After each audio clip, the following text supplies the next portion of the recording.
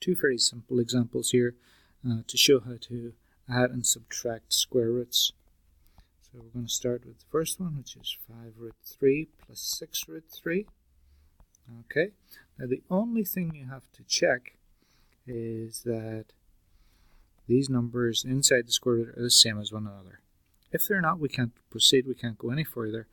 But if they are, as they are in this case, then we can just simply do this by adding the numbers in front of the square root. 5 and 6 is 11, and then root 3. We only use the root 3 once, okay? So it's almost the same as writing 5x plus 6x equals 11x. You can think of it like that.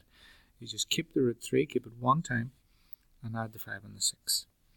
That's all there is to it. B, 10 root 14 minus 30 root 14. Again, you want to check that the numbers under each of the square roots are the same as each other. And they are here again, because we're looking at root 14. So then it becomes 10 take away 30. Well, 10 take away 30 is negative 20, so it's negative 20 root 14. And that's it. We're finished. Absolutely finished. Just as a warning, let's imagine we had a problem. Let's say we had 7 root 2 plus 4 root 3. Okay?